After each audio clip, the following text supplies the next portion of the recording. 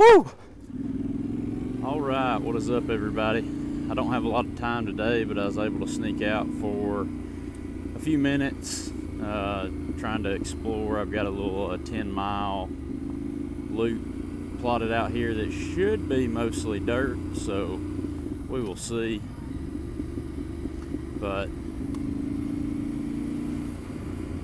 coming out of wintertime, spring here, you can in North Alabama, you can see everything greening up. But I'm just trying to shake off the I don't know what we'll call it, the wintertime funk or something. Hits me pretty hard every winter. I feel like I haven't touched the T7. It feels like it's been months, but I don't know. I'm sure everybody kind of goes through it to some degree, but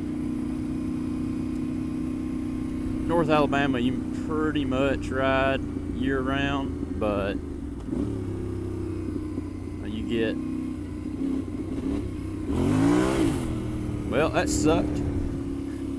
Just spun trying to wheelie over that creek. You get you can pretty much ride year round, but you do run into plenty of,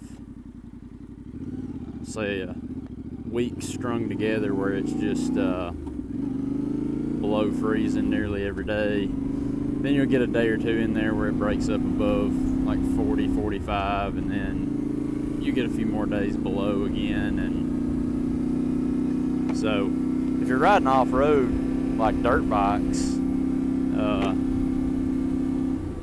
you can deal with below freezing because your body ends up working so hard. But going out and riding adventure bike or dual sport where you've got some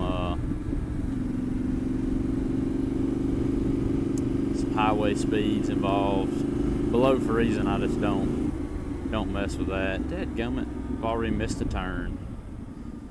I wondered why I was passing up that dirt road. It's because I shouldn't have been.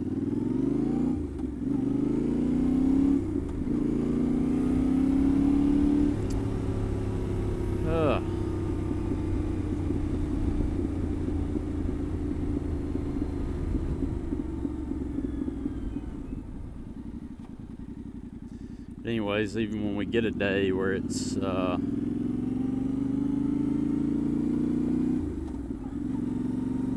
above freezing, I'll just be in this funk where I don't feel like going out and riding or exploring or doing anything really.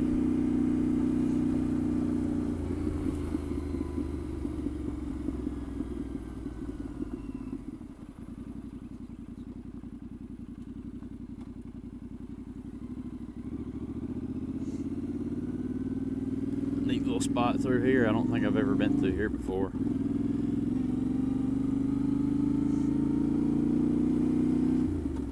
Used my gravelmaps.com to find this route. Lucky for me, somebody's been very active in my area on that website because these dirt roads were not listed on that website last time I looked, probably been months ago. And I got on there this morning and we had some fresh dirt road routes mapped out. So somebody in my area has been using that website.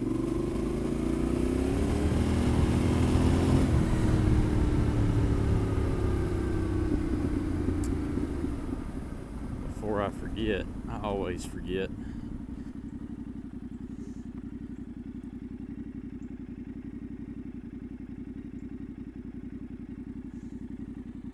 Disable ABS.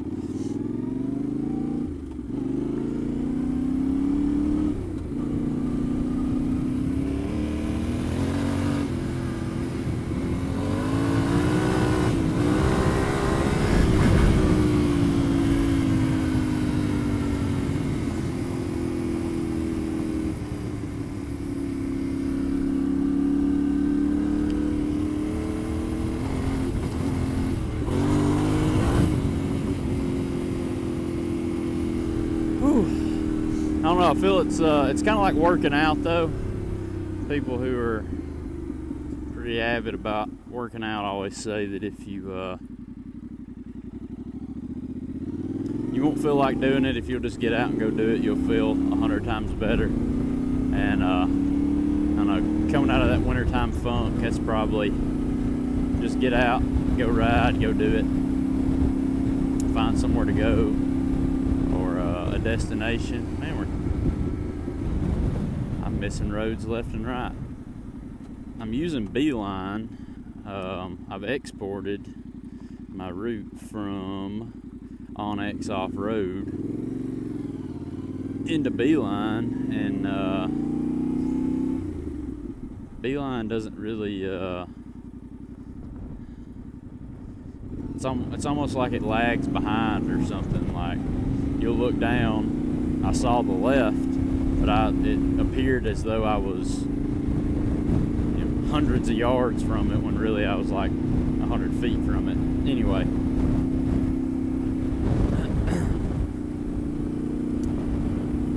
yeah, just get out, go ride.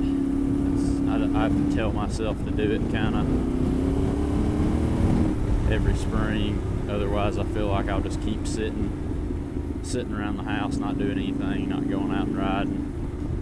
Especially when it's not like a group ride or anything that's planned. It's just me looking to kill, whatever, 30 minutes, an hour, 2 hours, whatever. For whatever reason, it's kind of hard for me to get back in the rhythm of getting out and riding.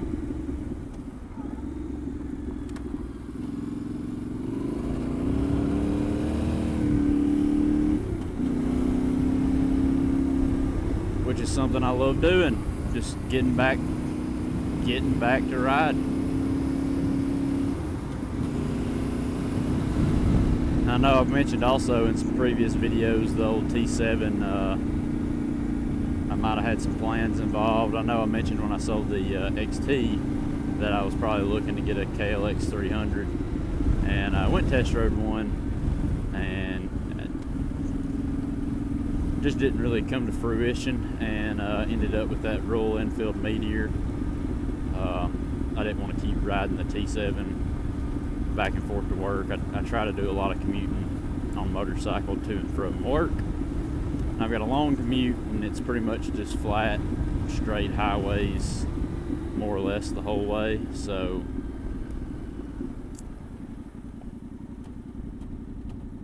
I don't want to be just racking up highway miles back and forth to and from work on the T7, going through knobbies really fast. And so smaller deal sport still in the cards at some point, but I want something it's not going to be like the new DRZ 4S or something like that. I want something that I can also go trail ride on. And again, I'm short, 5'7", 160 pounds, so if we start getting up there into the heavyweight bikes and heavyweight deal sports, they're just a little much for me if we get into some like West Point single track type stuff.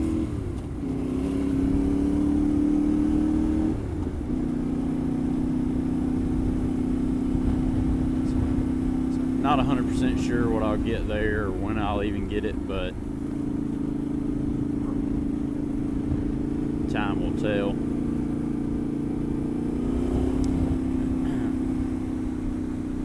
But Adam Reeman on YouTube, if you are watching my channel, then chances are you know who I'm talking about, and if you don't know that name, you've seen one of his videos before. But he had just put out a video like 2 days ago, maybe. Which way we want? Left.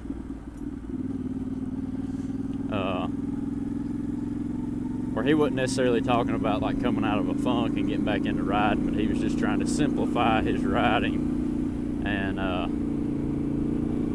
don't know, it resonated with me, not so much in the way he was talking about it, like trying to simplify his adventure riding. But I was watching that, and I was like, I just got to get back out there and get back into some kind of rhythm of some sort.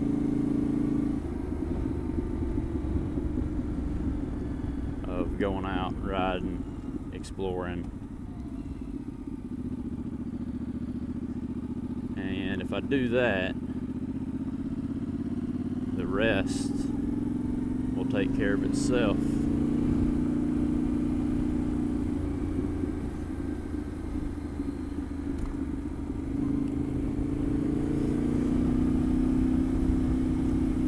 I don't have any big rides planned like on the calendar yet for me to lead another group ride. However, I do intend to do that at least once this year.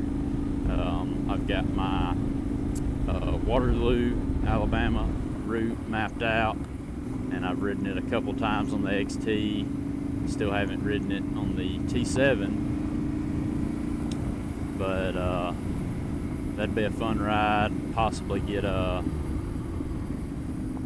camp night in for that ride as well, where we can go out there maybe on Friday evening.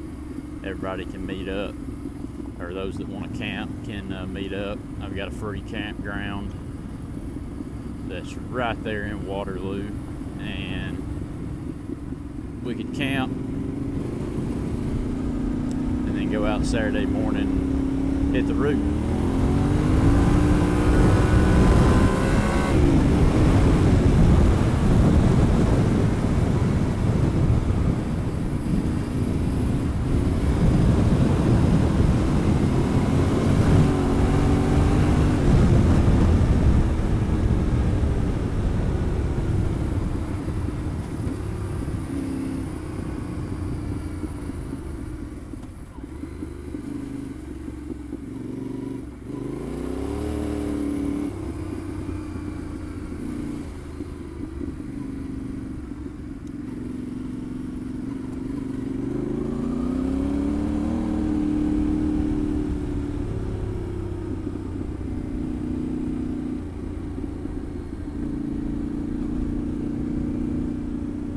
May only be 10 miles, but this is a good little stretch of dirt road through here.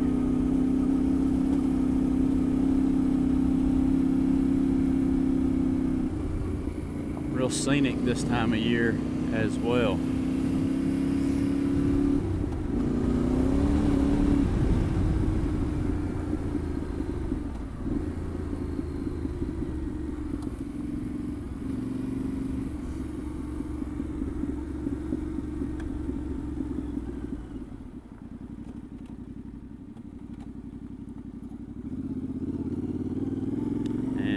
Stuck behind this guy on the side by side.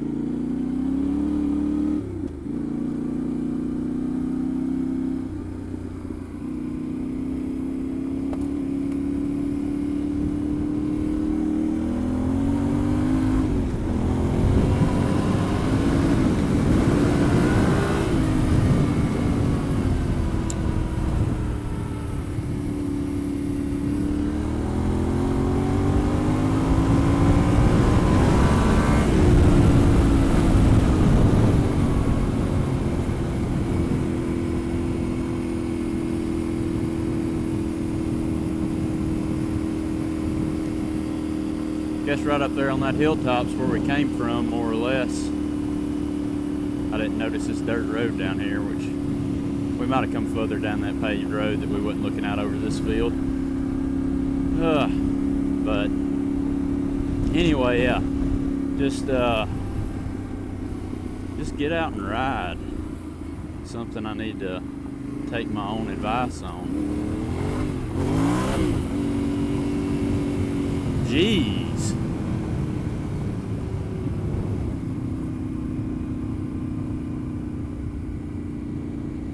Talk about a mansion. Still under construction a little bit. don't see houses like this out here in the sticks too often. You'll jump across one every now and again.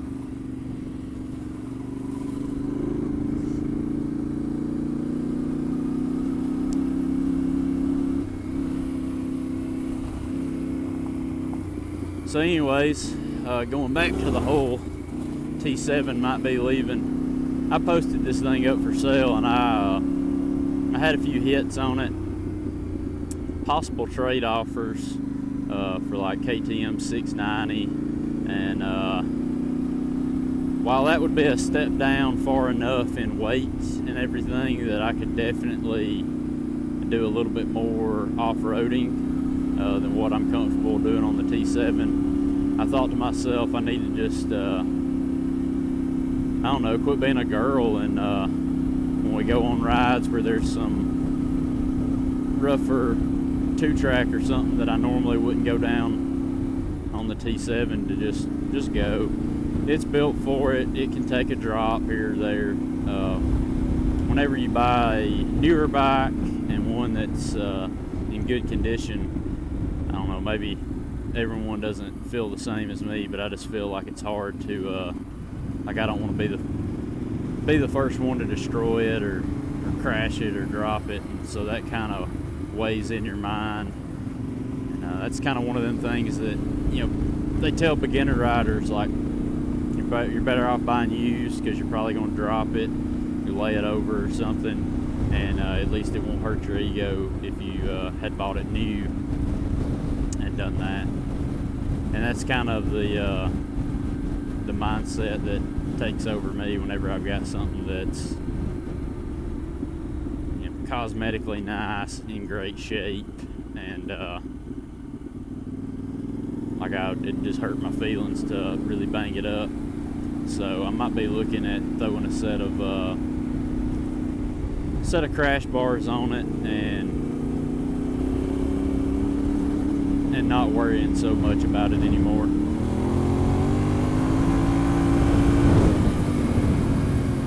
And just ride the thing. It's meant to be ridden. And to some extent, it's meant to be dropped as well. So I pulled it off Marketplace and just figured I would maybe try to get myself in that mindset, not of going out all the time, just looking for situations like that, but stop worrying about those situations when they arise and just go with it. Unless it's, you know, something obvious where I know, like, I'm not gonna bother taking the bike through there. Like I've always said, that I would never attempt to ride this bike on single track. You know, if I was out west, where some of that single track's more open, but this North Alabama, Southern Middle Tennessee single track we've got at some of these off-road areas, this stuff is tight, usually a little more than 30 inches trail width between trees and stuff, and super rutted out, and tree roots across the trail and stuff like that. There's just way too much opportunity for me to get in a tight spot. I feel like I'd literally destroy this thing, dropping it so much or something. But aside from riding single track, I think I'm just going to try to quit worrying about what happens if I drop it or something, and just ride it.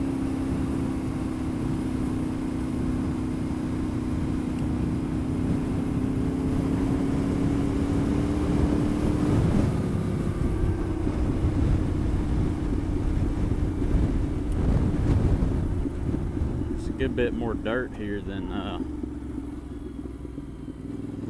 I thought it was going to be.